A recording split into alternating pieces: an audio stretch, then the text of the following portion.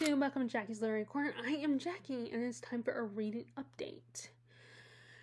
Okay, so I'm going to talk to you about what I'm reading, and of course, I did purchase some books recently. So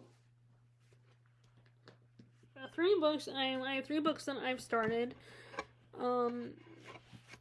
So first, I did start last night the Poisonwood Bible by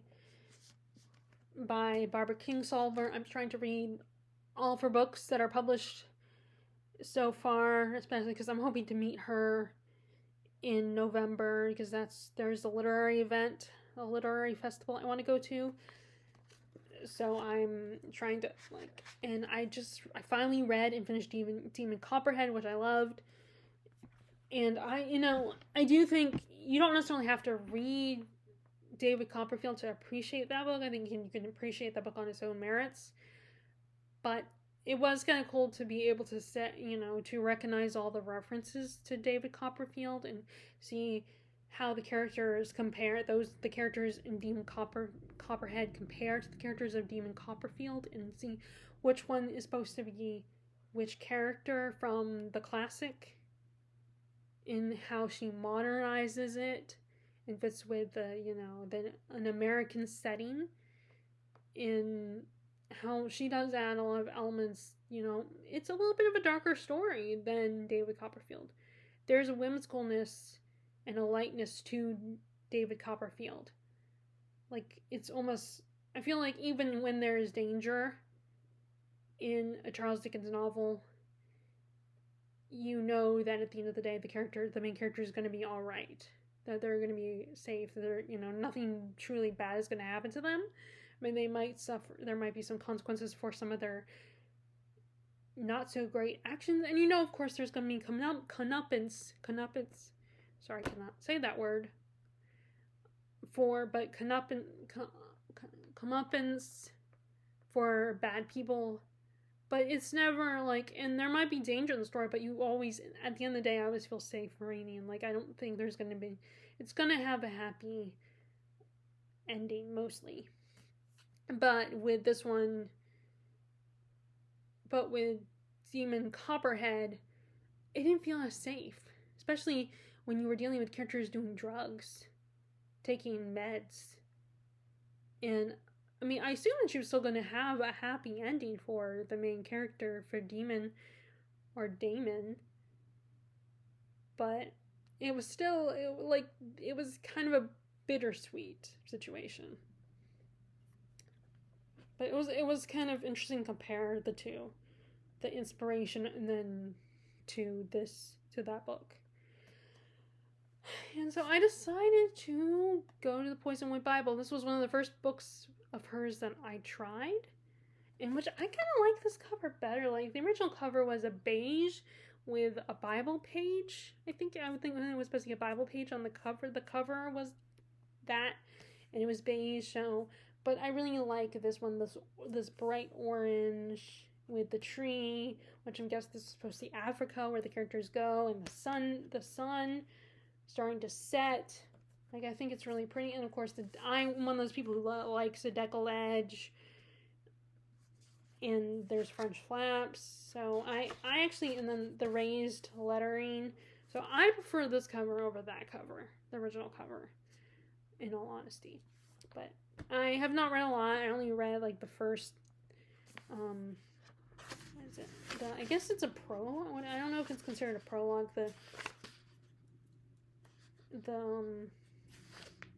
The author's note, and then this little part in the beginning from the family matriarch, the mother of the guy's wife. There's this little introduction. So I didn't read a lot. I do like how all the chapters are references to the Bible. The first section is called the Genesis.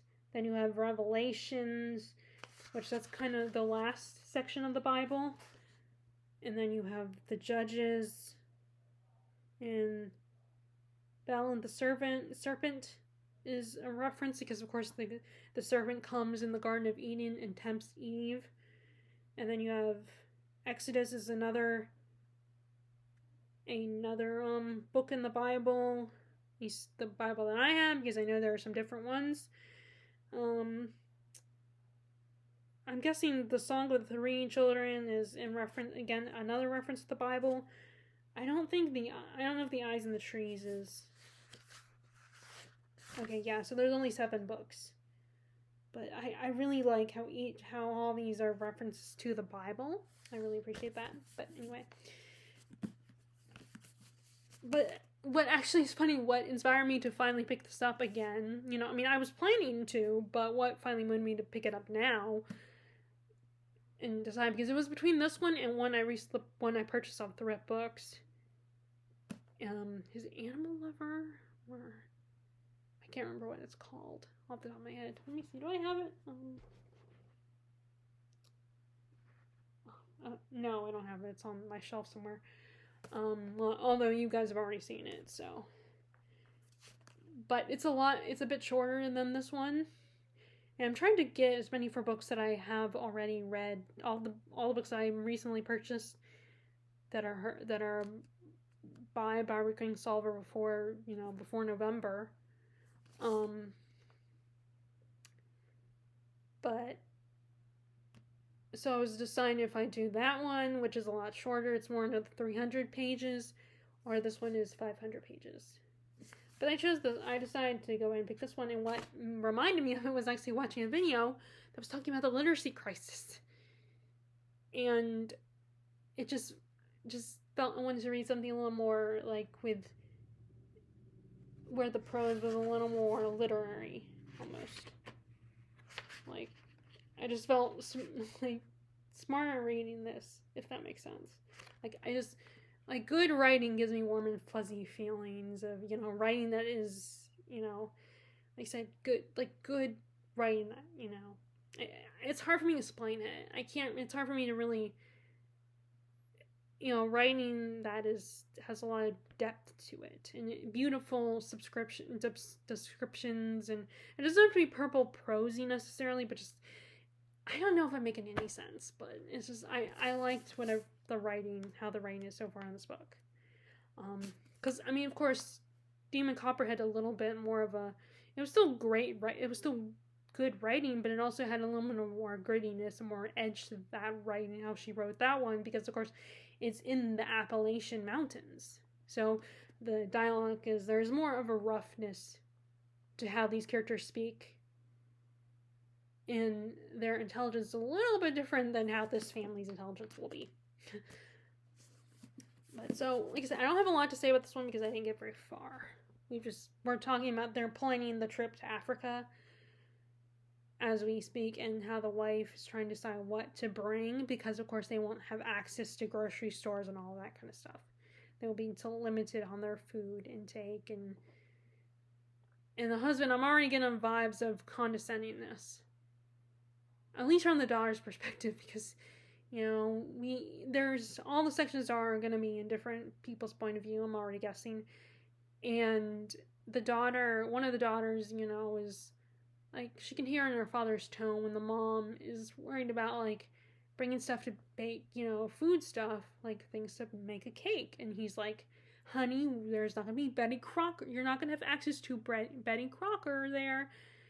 And the daughter senses that her father is being very condescending to his wife. So, and, I already kind of got an idea of the kind of person he's going to be. He's going to be almost zealous about, his beliefs and trying to educate the African people. But, so, then I started reading, and I read this out of the pool. We went to the pool the other day. We didn't stay long, though, because, but, like, we needed to get home. We started, so I didn't get very far. I got as far as chapter 6. And this is a book about Eleanor of Aquitaine, and her dad has just died. He was going on a religious pilgrimage, and he knew he was dying, so he stipulated his will to, he wanted his daughter to be protected by France, so he arranges her to marry the King Louis, I don't remember which number it was, which king he was, but they were both very apprehensive about this. They both didn't want to go through with this, but they knew it was their duty to do this. So I'm at the point when they're getting married, and I felt so bad for the two girls because their dad just died and their mom is already gone, so it's just the two of them, and just, in being forced into this marriage with a guy she barely knows and has never met, and she just assumes she was marrying someone from Aquitaine, and she's marrying a complete stranger because her dad stipulated it as a form of protection. She was already kind of mad at her dad before he left because she wanted him to be with them. He was constantly always gone, and she's frustrated and misses him. And then, of course, she was mad at him, so she didn't really say goodbye to him when he left. And so it's a very heartbreaking situation. And then, of course, her sister is very young. She's a little girl and doesn't really entirely understand what's going on and why her sister can't, get out of this marriage, and feels like her sister is going to leave her just like their parents did. But of course, Eleanor promises her sister, I'm going to make sure you stay with me so I can protect you. And we've gone back and forth between Eleanor and the king, and I don't know, because I get the impression that some of these are series, that a lot of these historical fiction books are series, so I don't know if we're going to get to who we know that Eleanor of Aquitaine marries later, and the English king that she marries. I don't know if we're going to get to him yet. I should look. Do a little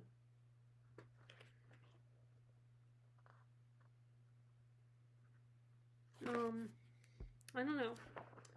But I think she ends up marrying one of the Richards when England tries to take France back, because they believe that it's... Oh, no, she marries one of the Henrys, not Richards. She marries one of the Henrys. That's right. Okay, so the one I have the most to say, before I get to the book haul, is this one, The Absolute Book by Elizabeth Knox. Now, I never heard of it. I just saw it at the Outpost Bookshop, so I got it. And I was very excited to read something that I hadn't heard about on social media. And I also made sure not to look at the Goodreads reviews, because I have a bad habit of doing that. I've been trying to make sure I don't do that and just read it without paying attention to those, because sometimes I worry that that's influencing me. And I want to make sure I'm not. And I want to occasionally discover books on my own without any influence. It's very hard, though, because sometimes at work, during bathroom breaks, I want to be able to sit there have an excuse to sit there for a little bit before I have to go back to work.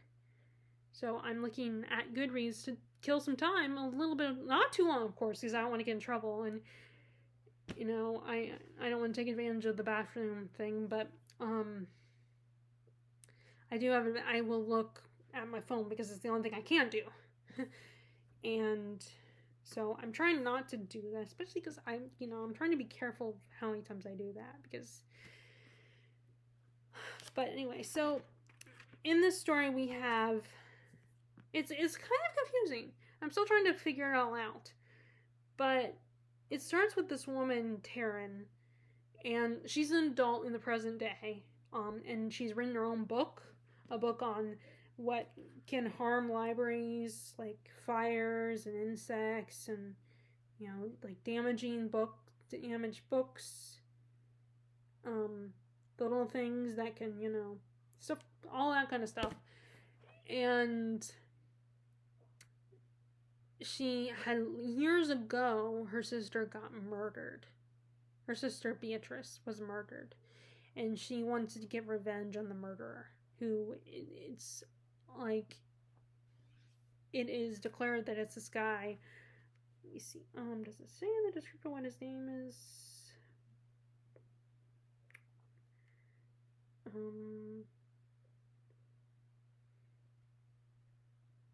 Okay, it doesn't say in here, but I know the guy's name is it's Weber or something. I don't know. I want to say, is it Steven Weber, or am I getting that name from somewhere else?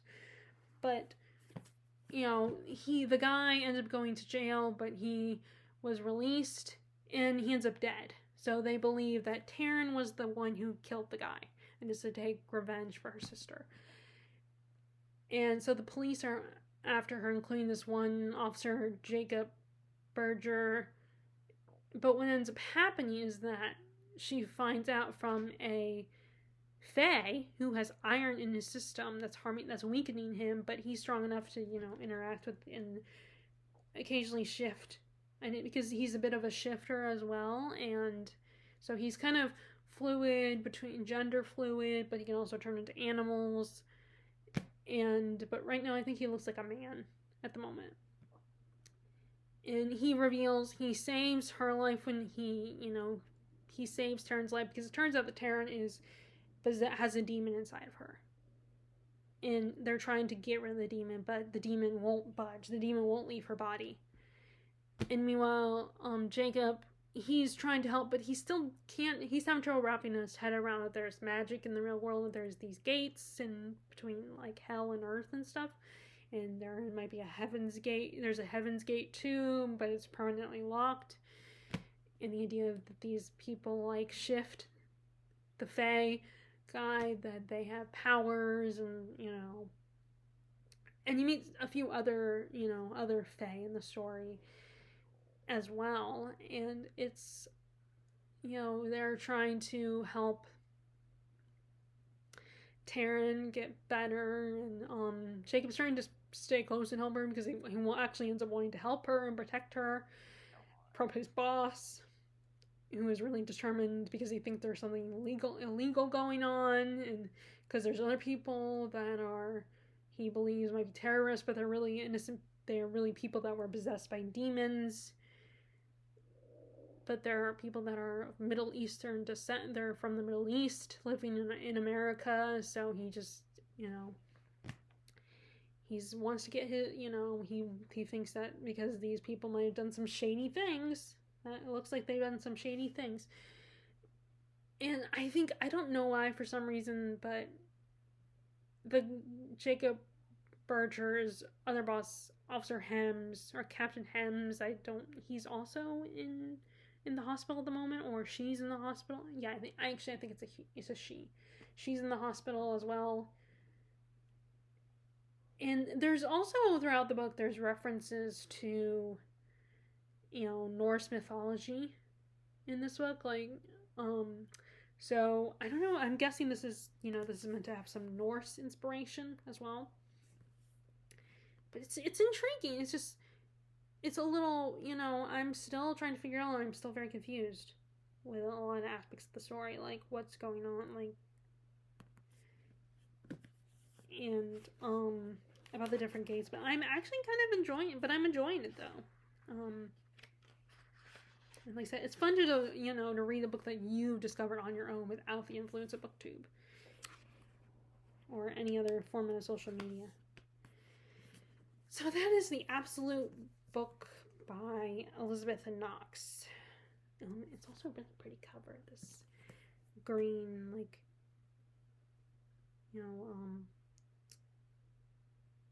dusk set forest where you can see the sky and everything. It just looks pretty. I think that view in real life, in person, would be just spectacular and hard to describe. So I really love the cover they chose, and it also has French flaps. So that is The Absolute Book by Elizabeth Knox. Okay, so let me show you my recent purchases.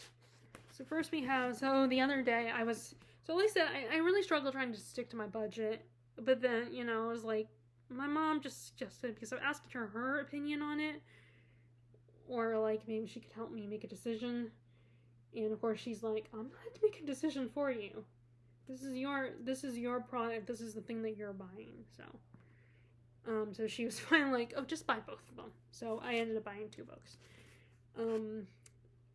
Because I luckily there wasn't any other Barbara Kingsolver books there. because I was almost tempted to buy another Robert Kingsolver book, but it's the book, or they were there, but it was the books that I already own. Demon Copperhead and the Poisonwood Bible, not any of the older ones. But I ended up also looking for some Lily King because she's an author I'm going to meet there. So I'm definitely interested in her Writers and Lovers. And Heart the Lover is the sequel slash prequel to that book. And actually, Olive, she really loved Writers and Lovers, and she enjoyed that one, Heart the Lover. And I remember she did recommend in her video to read Writers and Lovers first before you read Heart the Lover. But so there were 2 books that I could have chose. So I by Lily King, but I went with this one, Euphoria.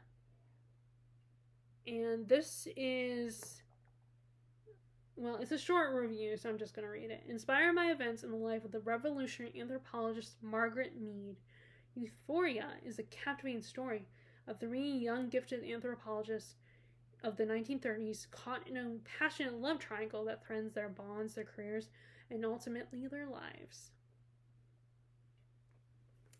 So, which, yeah, I'm again, like I said, I'm not a big romance reader, but I'm not, like, I will never read any romance, because that's, I still like it, I like a good romance. I don't particularly, I have a preference for it as in the format of a movie, but this particular premise sounds interesting, that it's, like, especially because we're dealing with people that are probably a lot older than teenagers. Like, I think, what probably ruined it for me was maybe less interested in a lot of reading young adults stories, and but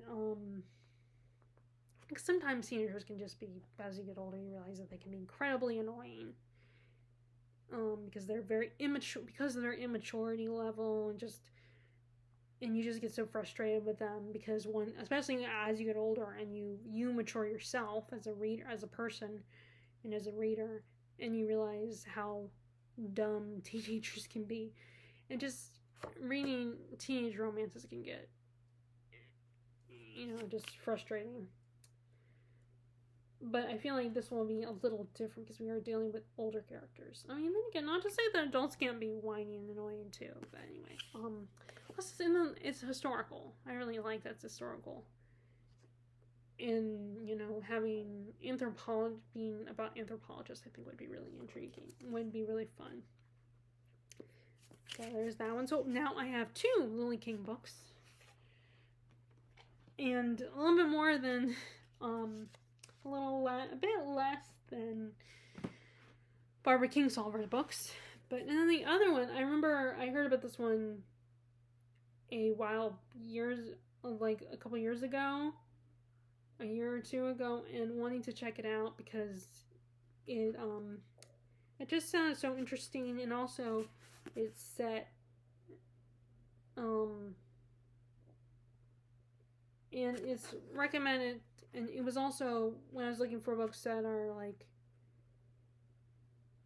Spanish or Spanish or Mexican culture, this was one of the ones that came up for that was coming out at the time, and I saw it there, and I remembered I wanted to check it out, and I didn't want to buy it on hardback because I try not to get too many hardbacks. I made exceptions here and there for a book I really, really wanted to get, and really wanted to read, which I haven't yet, but I will. Like, Catabasis, I don't know what the correct way to saying it, or like The Devils, and if they're for like cheap, like less than Books A Million prices, then I've gotten them. Like, when sometimes I've gotten them from Walmart or like BJ's Wholesale Club, or I'm trying to think of other places where they have, it's a lot cheaper. I don't know if I've had any from my used bookstore, but these are also new books, so there's no guarantee they're going to be at the Outpost Bookshop. So let me read the description of the Brothers Bronte. That's what this is called. So I think the eyes in the sky, it's really cool. Like, it makes me think a little bit of The Great Gatsby with the eyes of I can't remember who he was supposed to be. He's like a optometrist or something. He has a name, but I don't remember what it was. But anyway. Okay, the year is 2038, and the formerly bustling town of Three Rivers, Texas, is a surreal wasteland under the authoritarian thumb of its tech industrialist mayor Pablo Henry Crick. The town has outlawed reading. Outlawed reading. So this is works for what I've been thinking about lately, which is the literary crisis. Outlaw reading forced most of its mothers to work as indentured laborers at the big Tex fish cannery, which poisons the atmosphere and lines Crick's pockets. Scraping by in this god-forsaken landscape, as best friends Prosperina,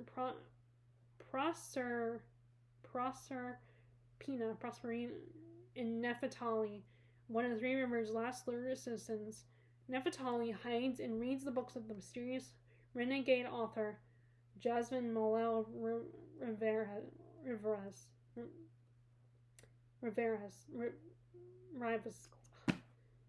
Okay, I can't get things when I can't figure out how to pronounce something. Whose last novel, Brother Bronte, is finally in Nefertali's possession. But after a series of increasingly violent atrocities committed by Crick's forces, Nefertali and Proserpina, with the help of a wounded Bengal tigress, three scheming triplets, and an underground network of rebel Tias, rise up to reclaim their city, and in the process unlock Riva's connection to the Three Rivers itself. An adventure only the acclaimed Fernando A. Flores could dream up. Brother Bronte is a mordant gonzo romp through a ruined world that in its dysfunctional tyranny and disparity feels uncannily like our own, with the most ambitious book yet. Flores once again bends what fiction can do in the process of crafting a moving and unforgettable story of perseverance.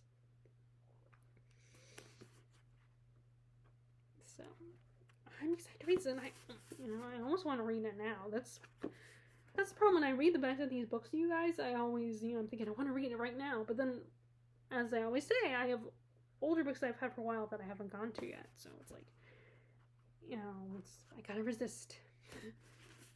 And the last book I got, so that's the Brother Bronte, is I finally got this. So I was debating about buying another Barbara Kingsolver via Books A Million, but this one was a little cheaper than the other one that was there. And there was one more, the one that I was thinking about buying last time, it wasn't there anymore. Someone already bought it. So, but that one might have been like $22. And this one was only,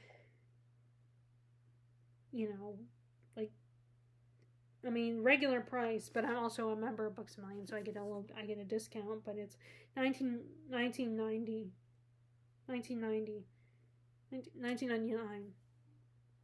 So it'll be rounded up, it'll be $20. But like I said, I got it for a little bit cheaper because I get the discount. But this is Barbara Kingsolver, Flight Behavior. So I guess French flaps are the new trend, which I appreciate I guess maybe that's the solution to, because there's when you have a really successful author that's been around for a long time, whether they're a classic or they're just an author that could be classic status in the future, but I could see the Poison Bible being classic status in the future, but like a modern classic, but that, some of those authors have just blurbs in the back instead of giving you a description of what the book is about. But luckily, these French flaps allow you to do that, to get a description. So it's Della Robbia Turnbow. She was she's a farm wife who she got pregnant at 17, and she was kind of forced to just marry the guy who got her pregnant, I'm guessing, and just live as a wife. And she's not happy in this situation, and the farm is failing. So and she starts fighting with a younger man as a temporary escape from her life. And then while she's hiking up a mountain to go hook up with her lover, she sees this shocking sight of a lake on fire, or a lake of fire, and she sees it as like some kind of miracle. And all these other people get involved, like scientists, religious leaders, the media, journalists. And it just sounded like such a little bit more intriguing than the other one that was there. I can't remember what the other one was. Usually on her books, there's a list of all the books she's written. So let me see if it's on there. Okay, so the only thing about, as much as I love Decollage, the one annoying thing about them is sometimes it makes it hard to turn the pages. Okay, yeah. Oh, Animal Dreams is the other one. Animal Dreams is the one I bought off of Thrift Books. Okay, it doesn't say it on here. Oh crap, it doesn't say it here. Which one it was, but I was at the books. It doesn't say the name of it. But this sounded so intriguing, the idea of a story about this woman who, witnesses what she considers a miracle, and how all of a sudden, like, it becomes this big hype train, like everyone is fascinated by it. And I think that's more interesting than sometimes people getting obsessed with, like, celebrities, for instance. Like, I think the idea of something that could be considered a miracle, like some strange sight, would be a lot more intriguing to be obsessed over. But anyway, so that I'm adding that. So now, as far as Barbara Kingsolver's books that I have Demon Copperhead, which I just read. I have Animal Dreams. I'm currently reading the Poisonwood Bible, and I have Lacuna by her. And now I have Flight Behavior. And I want to get, and I like to read some of her nonfiction too at some point, but I have, so we have left, and I know she has another one coming out for Tita, but we have The Bean Trees, Pigs in Heaven, Prodigal Summer. I did see Prodigal Summer, but I don't think that was the one I saw at the bookstore at Books A Million. I think it was actually a one-word title. But Prodigal Summer, Pigs in Heaven, Homeland and Other Stories. I'm guessing it's a short story collection. Which one of that was like one of her first ones. And then The Bean Trees. Those are her fiction works. And then essays. Small Wonder, High Tide in Tucson, Essays from Now or Never, Poetry, Another America, and then she has some nonfiction. Animal Vegetable Miracle, A Year of Food Life with Stephen L. Hopp and Camille Kingsolver. The Last Stand, America's Virgin Lands, with photography by Annie Griffiths Belt. Holy in the Line, Women in the Great Arizona Mine Strike of 1983. So that's my little book haul. This is where I am when I'm my reading so far. I hope you guys like this video and appreciate this update. As always, I'd love to know what you're currently reading. Are you familiar with any of the stuff I mentioned? Any of the books I mentioned? Like I said, I want to, discover them on my own. So if you downright hated some of these books I mentioned, please don't tell me. I want to decide for myself as close as I can, because unfortunately I can't, sometimes I, get tempted to go on Goodreads, but I'm going to try to control that better and not spend so much time on Goodreads. And looking at the reviews, and then include the comment section on YouTube as well. So, anyway, I hope you're enjoying whatever you're reading, and I will talk to you all later. All right, bye.